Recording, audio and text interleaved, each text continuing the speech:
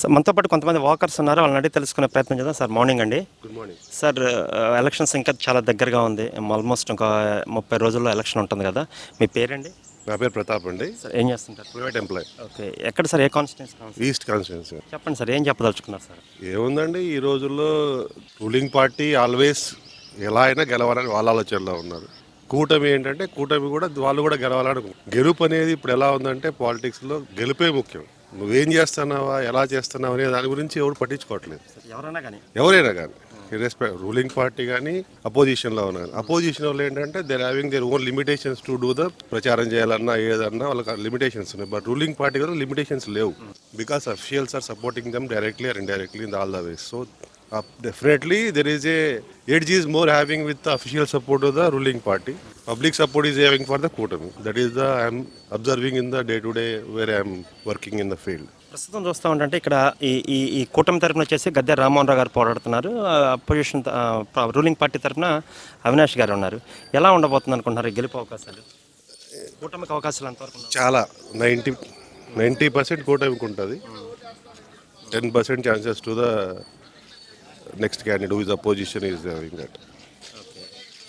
Avinash garu, he is having his own mistakes done when he started his career from the started Congress, TDP, then moved to YCP. He is a young guy, but he was done the so many mistakes in the career initial days. The same thing is happening continuously with him.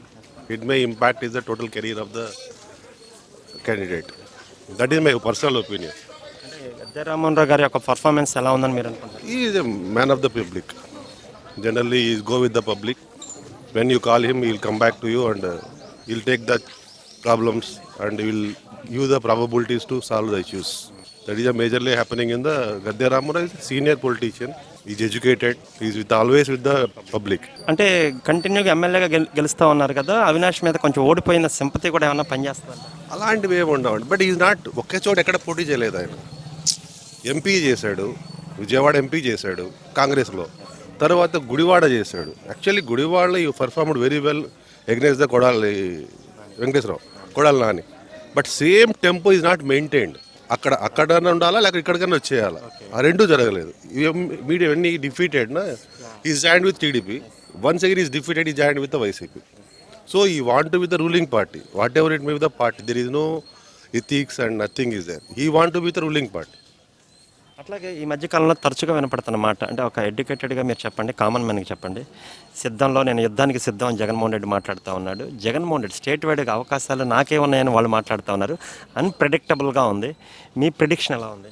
Actually ఇప్పుడు వాళ్ళు ఏంటంటే Jaganmohan Reddy idea is basically నేను ప్రతి ఇంటికి ఏదో రూపైనా డబ్బులు ఇచ్చాను. అది జగనన్న విద్యాదీవేనా, అమ్మ ఒడా, లేకపోతే పెన్షనా, రేషనా, ఎనీథింగ్. దానివల్ల ఏంటంటే నేను ఇచ్చాను, నాకెందుకు ఓటు వేయకూడదు, అదే ఆ ఇన్ఫ్లుయెన్స్ పనిచేస్తుందా? అది చెప్పలేము. ఇప్పుడు ఒకప్పుడు అలా ఉండేది, ఇప్పుడు మారింది ప్రజల్లో. ఓవరాల్గా what the performance was done by the government of Andhra Pradesh అంటే ఒక కామన్ మ్యాన్. నేను ఒక ఆటోలో అడిగాను, ఒక ఆమెను, షీఈ్ ఏ ముస్లిం లేడీ, అడిగాను ఇట్లా కూర్చుంటే మాట్లాడేదమ్మా ఇట్లా మరీ వేద్దామా అన్నకంటే అమ్మాయి ఏంటంటే చెప్పారు ఇట్లా ఇస్తున్నారు కదమ్మా ఫ్రీ, ఎందుకు వేయకూడదు అని అడిగాను. ఎందుకు వేయకూడదు అంటే చెప్పింది ఆమె క్యాలిక్యులేట్. ఆ రోజు ఇది ఇంత ఉంది, ఈ రోజు ఇది ఇంత ఉంది. ఓవరాల్గా మాకు ఇచ్చేవి మైనస్లోకి వెళ్ళిపోతున్నాం మేము, మాకు maintenance of the families very tough అయిపోతుంది అనే కాన్సెప్ట్లోకి ప్రజలు వచ్చారు అందరూ అని చెప్పి. కాకపోతే ఇక్కడ జగన్మోహన్ రెడ్డి గారి అడ్వాంటేజ్ ఏంటంటే he is having a consolidate of the caste politics. Is completely caste by polarized all the caste.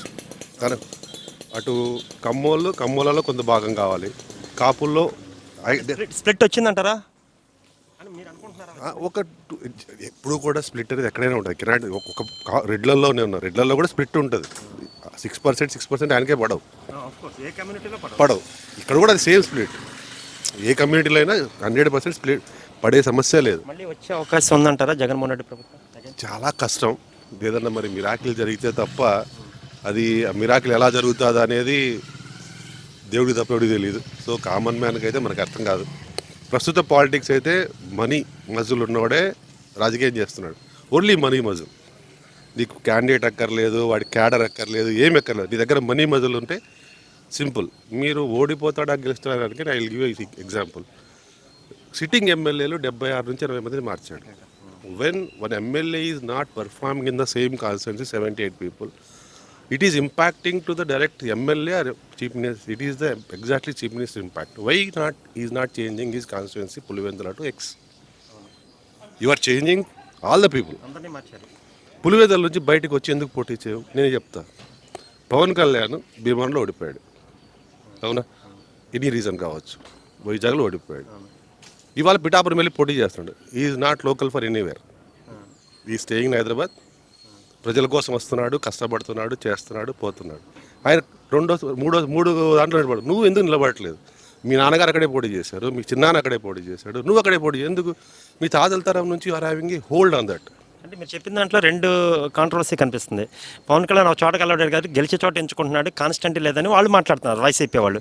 అంటే గెలిచేది ఎవడన్నా కోరుకుంటాడు. కాదు. ఇప్పుడు పవన్ కళ్యాణ్కి ఉన్న ఇమేజ్ యాజ్ ఎ పొలిటికల్ లీడర్గా 10 years జర్నీ. ఈ డజంట్ హ్యావింగ్ ఎనీ బేస్. వాళ్ళ నిజం చెప్పాలంటే ఈజ్ హ్యావింగ్ ఏ మైనస్. ఏదో Prajarajyam party is having a minus of 10 to 20%. ఆ 10 to 20% is coming from minus to plus. 20% నుంచి ఆ మైనస్ని క్లియర్ చేసేసి is now in the edge of the evening. ఎంత మెజార్టీతో ఓడిపోయాడు? 1200, 1400, 16. See the voting what you got from the total Vizag or అక్కడ. కానీ మీరు ఎంపీ చూడండి, వైజాగ్ ఎంపీ ఎవరు? మన జడి లక్ష్మీనారాయణ అప్పుడు పోటీ చేశారు. ఆయనకి ఎన్ని ఓట్లు వచ్చాయి? ఈ got more than 3 lakhs plus. ఎలా కొత్త పార్టీ ఒక ఎంపీకి 3 lakhs ఓట్లు వచ్చాయంటే ఇక్కడ ఏంటి? ప్రజల్లో పవన్ కళ్యాణ్ అంటే ఒక ఇమేజ్ ఉంది. ఆ ఇమేజ్ ఏంటి? ఓటు కన్వర్ట్ కాలేకపోయింది, చేసుకోలేకపోయింది. బికాజ్ ఆ రోజున్న సిచ్యువేషన్లో మీకు తెలుసు మనీ అనేది మోస్ట్ ఇంపార్టెంట్. పవన్ కళ్యాణ్ దగ్గర డబ్బులు లేవు. ఈజ్ ఏ న్యూ పార్టీగా ఏదో ప్రజలకు చేద్దామని వచ్చాడు. మీరు 1947 నుంచి ఇవాళ వరకు చూసిన పొలిటికల్ లీడర్స్లో the only one man he spending out of his pocket. నేను నిజం చెప్తున్నా, అది మీకు చెప్పండి. ఎవడు కూడా ఏ పొలిటికల్ లీడరు తన జోబులో నుంచి తీసి ఖర్చు పెట్టలేదు. సో కూటమికి పవన్ కళ్యాణ్ గారు అడ్వాంటేజ్ 100%. డౌటే లేదు. కూటమికే కాదు, ఇవాళ ప్రజల ఆయన కూటమి. ఆయన ఉన్నది ఏంటి? నేనేదో అధికారం అనుభవిస్తాను రాలేదు. నేను ప్రజల కోసం రాష్ట్రానికి జరుగుతున్న అన్యాయాన్ని ఎంతవరకు తగ్గించగలను. ఆ తగ్గించాలంటే రూలింగ్ పార్టీ ఓడిపోవాలి. అది ఎప్పుడు నా వంతు కృషి చేస్తాను. అది ఓడిపోతుందా లేదని కాదు. ఈ putting 100% efforts do the state కోసం. ఆయన ఎంత చేస్తాడు, ఎంతవరకు చేస్తాడు, ప్రజలు ఎంతవరకు నమ్ముతారనేది అప్ టు దెమ్. ఎక్కడ ఇష్యూ వస్తే అక్కడైతే అటెండ్ అవుతూ వచ్చాడు. మీరు ఛాన్సెస్ ఉన్నాయంటారు కూటమికి? 90% ఛాన్సెస్ ఉంది. మీకు ఫర్ ఎగ్జాంపుల్ శ్రీకాకుళం జిల్లాలో there is a problem with the water. Uddanam ఏమైంది? పవన్ కళ్యాణ్ ఇష్యూ తీసుకునే వరకు ఎవడు ఎంటర్ఫియర్. పవన్ కళ్యాణ్ తీసుకున్న తర్వాత ఇష్యూ ఇస్ సాల్వ్డ్. చెప్తారు కదా, నిన్న కూడా నేను చెప్పిన వెంటనే చంద్రబాబు నాయుడు గారు రిసాల్వ్ చేశారు. ఇవాళ ఆ ప్రాబ్లం సాల్వ్. అంటే ఎక్కడ ప్రాబ్లం ఉంటే అక్కడికి వెళ్తున్నాడు. అంటే ప్రజల కోసం పనిచేస్తున్న వ్యక్తి పవన్ కళ్యాణ్. కాబట్టి ఈరోజు పవన్ కళ్యాణ్, చంద్రబాబు నాయుడు, బీజేపీ సపోర్ట్ ఉంది కొంతవరకు. అంటే డెఫినెట్గా is going to get more than 125 seats for the కూటమి. There is no doubt at all. కొంచెం ముందుకు ఏం చెప్పదలుచుకున్నారు ఫైనల్గా? ఓటేసే ఆలోచన అంటే కామన్ మ్యాన్కి కానివ్వండి, డైలీ వర్కర్స్ కానీ మీరు సింపుల్గా ఏం మెసేజ్ ఇవ్వదలుచుకున్నారు? అంటే జగన్మోహన్ రెడ్డి యొక్క చూసారు, జగన్మోహన్ రెడ్డి అని కాదు, పని కల్పించే పార్టీకి ఓటేయండి. మీకు పని కావాలా లేకపోతే ఫ్రీ కావాలి. ఒకవేళ ఫ్రీగా ఎవరైనా ఒకటే చెప్తారు. ఏం చెప్తారు? ఒకటే, ఏమని? చేపలు పట్టేది నేర్పి నీ పిల్లలకి చేపల కూర పంపించదు. చేపలు పడితే ఇవాళ కాకపోతే ఇంకో చెర్లోకి వెళ్ళి పట్టుకుంటాడు. రోజును కూర పంపిస్తాడు, ఏం చేస్తాడు? ఏ రోజు పడుకుంటాడు. కాబట్టి లేజినెస్ యూత్లో కావాల్సింది పనిచేసే తత్వం. దాన్ని పెంపొందించండి. 2, ప్రస్తుతం ఏ పార్టీ మనం కోరుకోవాల్సింది, ఏ పార్టీకైనా ఇండస్ట్రియల్ గ్రోత్ ఇచ్చే పార్టీకి ఇవ్వండి. నాయకుడిని నమ్మే పార్టీకి ఇవ్వండి. మీ నాయకుడిని నమ్మకపోతే ఇన్వెస్ట్మెంట్ ఎలా వస్తుంది? ఇప్పుడు నువ్వే ఉండవు, నాకు డబ్బులు ఇవ్వాలి. ఎక్కడ డబ్బులు ఇవ్వను నేను, వడ్డీ ఎగ్గొడతా, అసలు ఎగ్గొడుతుంటా. నాకు వచ్చి డబ్బులు ఇస్తామంటే ఇస్తావు, ఇవ్వవు కదా నువ్వు. సేమ్ వే రాష్ట్రంలో కూడా అదే ఉంది. డబ్బులు ఇచ్చే పార్టీకే, నమ్మకం ఉన్న పార్టీకి ఓటేయండి. థ్యాంక్ యూ అండి.